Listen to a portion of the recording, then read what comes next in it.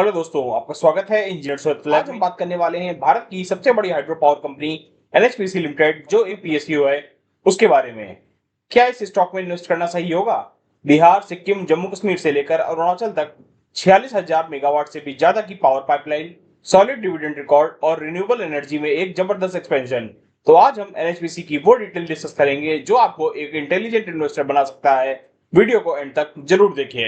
NHPC limited national hydro electric power corporation 1975 में शुरू हुई थी और आज प्रेजेंट कैपिटल है 17,500 करोड़।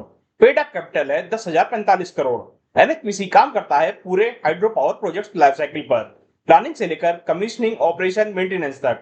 आज एनएचपीसी एक नवरत्न पीएसयू है जो 15 स्टेट्स और 2 यूनियन टेरिटरीज में ऑपरेट करता है। भारत की total installed hydro power capacity में एनएचपीसी का शेयर 16% का है, जो कि 7,771 megawatt hydro plus 369 megawatt renewable, total 8,140 megawatt 30 power sub station के थ्रू दूसरी पीएसयू कंपनीज के मुकाबले एनएचपीसी का ट्रैक रिकॉर्ड, कैपेबिलिटी और एग्जीक्यूशन सबसे स्ट्रांग है। कंपनी कंसल्टेंसी और पावर ट्रेडिंग बिजनेस में भी काम करती है और अब इंटरनेशनल अपॉर्चुनिटीज भी एक्सप्लोर हो रही हैं। दोस्तों, अगर हम कंपनी के बिजनेस की बात करें तो जहां इनके 30 पावर स्टेशंस जो अंडर ऑपरेशंस हैं, जो कि 8,140 मेगावाट एनर्जी प्रोड्यूस करते हैं, जिसमें से 23 हाइड्रो पावर के हैं जो कि 7,771 मेगावाट प्रोड्यूस करते हैं, और वहीं 7 सोलर और विंड के हैं जो कि 369 मेगावाट एनर्जी प्रोड्यूस करते हैं। वहीं इनके जो प्रोजेक्ट्स अंडर कंस्ट्रक्शन हैं उनमें से 8,514 मेगावाट के हाइड्रो प्रोजेक्ट्स हैं, जबकि 7 1,383 मेगावाट के सोलर प्रोजेक्ट्स हैं। अगर हम इनको मिला के देखें तो ये टोटल ऑफ 15 प्रोजेक्ट्स हैं जो कि 9,897 मेगावाट एनर्जी प्रोड्यूस करेंगे। वहीं अगर हम इनके प्रोजेक्ट्स अंडर क्लियरेंस की बात करें तो जो कि हाइड्रो पावर के 5 प्रोजेक्ट्स अंडर क्लियरेंस हैं जो कि 3,936 मेगावाट के हैं, और सोलर के 3 हैं जो कि 145 मेगावाट के हैं। अगर हम इन्हें मिलाकर देखें तो ये तकरीबन 8 बैठते हैं जो कि 4,041 मेगावाट एनर्जी प्रोड्यूस करेंगे अगर हम इनका क्लियरेंस मिल जाता है कंपनी को। तो यानी एनएचपीसी का एक्सपेंशन व्यू बहुत बड़ा है और पैन इंडिया प्रेजेंस के चलते ये ऑलमोस्ट एवरी मेजर स्टेट्स को कवर करेगा इंडिया की। अगर हम पिछले 10 सालों का ट्रैक रिकॉर्ड देखें तो एनएचपीसी ने नेशनल बिल्डिंग के मिशन पर काम किया है। FY25 में भारत की total power generation 1830 billion unit थी, जिसमें से हाइड्रो का शेयर 8% का था। वहीं एनएचपीसी का हाइड्रो जनरेशन में 19,720 मेगा यूनिट प्रोड्यूस की थी। FY24 की बात करें अगर हम तो हाइड्रो का शेयर 8% था, वहीं एनएचपीसी का 21,608 मेगा यूनिट था जो कि 16% का शेयर बैठता है। अगर हम कंपनी के हाइड्रो, विंड और सोलर तीनों सेगमेंट्स में परफॉर्मेंस को देखें तो जो कि एक काफी अच्छी परफॉर्मेंस को दिखाता है। कंपनी का एनुअल स्टैंडअलोन जनरेशन पिछले 10 साल में 19,862 से 26,126 मेगा यूनिट की रेंज में स्टेडी है, यानी काफी कंसिस्टेंट है। अगर हम एनएचपीसी की प्रेजेंस की बात करें तो इसकी presence Jammu Kashmir, Himachal, Punjab, Haryana, Rajasthan, Uttarakhand, Uttar Pradesh, Gujarat, Madhya Pradesh, Orissa, Bihar, Maharashtra, Andhra Pradesh, Karnataka, Tamil Nadu, Kerala, Chhattisgarh, Jharkhand, Sikkim, Arunachal, Assam, Nagaland, Manipur, Mizoram, Tripura, Delhi, almost all India coverage है। हर मेजर रिवर बेसिन पर हर टाइप के टेरेन में प्रोजेक्ट्स एक्टिव हैं। अगर हम एनएचपीसी की मेजर हाइलाइट्स की बात करें तो सबसे पहला अपडेट है कि गुजरात के ख्वादा सोलर पार्क में एनएचपीसी ने 200 मेगावाट सोलर प्रोजेक्ट का कॉन्ट्रैक्ट दिया है अपोलो ग्रीन एनर्जी को। दूसरा है एनएचडीसी, जो एनएचपीसी की सब्सिडियरी है, ने 88 megawatt floating solar project Omkareshwar reservoir में कमीशन कर लिया है। तीसरा और सबसे बड़ा अपडेट है कि Parbati 2 hydro electric power project जो कि 800 मेगावाट को फुली कमीशन कर दिया गया है, ये अब एनएचपीसी का सबसे बड़ा पावर स्टेशन बन गया है। राजस्थान के बीकानेर में 300 मेगावाट सोलर प्रोजेक्ट में अभी 107 मेगावाट पार्शियली कमीशन हुआ है, जो अगस्त 2025 तक पूरा कमीशन हो जाएगा। केरला के वेस्ट कलाडा में भी एक 50 मेगावाट फ्लोटिंग सोलर प्रोजेक्ट का कॉन्ट्रैक्ट अवार्ड किया गया है अपोलो ग्रीन एनर्जी को। अगर हम एनएचपीसी के अभी के मेजर मेगा प्रोजेक्ट्स की बात करें जो कि अंडर कंस्ट्रक्शन स्टेट में हैं, उनमें सुभानसिरी लोअर जो कि असम और अरुणाचल प्रदेश में है, जिसकी क्षमता 2,000 मेगावाट की है और जिसका बजट तकरीबन 26,000 करोड़ का है। वहीं इनका अगला प्रोजेक्ट तीस्ता है जो कि सिक्किम में है और जिसकी क्षमता 500 मेगावाट की है। वहीं इनका अगला प्रोजेक्ट दिबांग है जो कि अरुणाचल प्रदेश में है और जिसकी क्षमता 2880 मेगावाट की है। जो कि इंडिया का सबसे बड़ा अंडर प्लानिंग हाइड्रो प्रोजेक्ट है।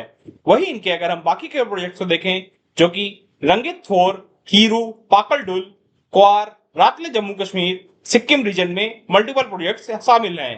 अगर हम एनएचपीसी के सोलर प्रोजेक्ट्स की बात करें तो गुजरात में 600 मेगावाट का सोलर पार्क, राजस्थान में 300 मेगावाट और आंध्र प्रदेश में 100 मेगावाट प्लस केरला में फ्लोटिंग सोलर और उड़ीसा में सोलर प्रोजेक्ट शामिल हैं। हम एनएचपीसी के केपेक्स की बात करें तो FY25 में 11,596 करोड़, वहीं FY26 में टारगेट है 13,052 करोड़ का कंसोलिडेटेड केपेक्स।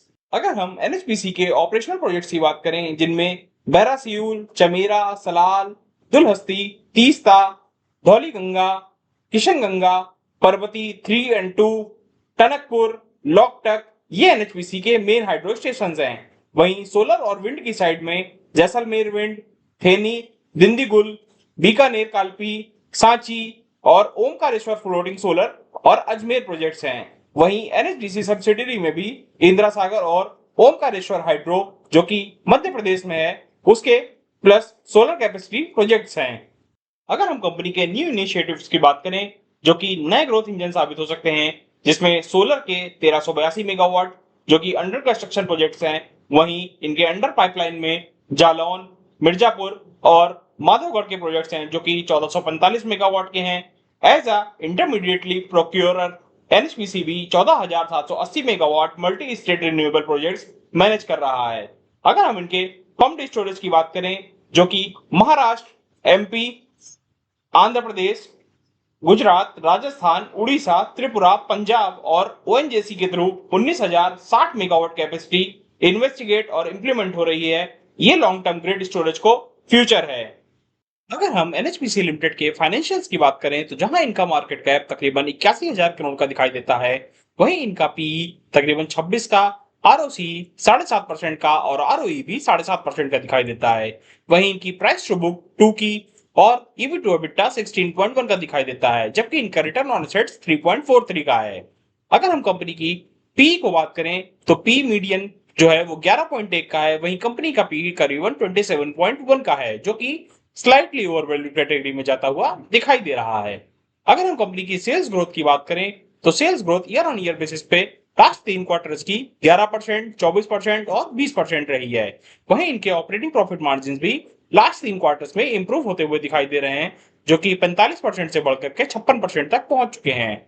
अगर हम कंपनी के नेट प्रॉफिट की बात करें तो नेट प्रॉफिट भी ईयर ऑन ईयर बेसिस पे इंप्रूव होता हुआ दिखाई दे रहा है, जो कि -52% से बढ़कर के 57% तक पहुंच चुका है। हालांकि इस क्वार्टर में सिर्फ 4% का ही रहा है। अगर हम कंपनी के बैलेंस शीट की बात करें तो जहां इनकी लायबिलिटीज तकरीबन हमें 23,455 करोड़ की दिखाई देती हैं, वहीं इनके एसेट्स तकरीबन 29,467 करोड़ के दिखाई दे रहे हैं।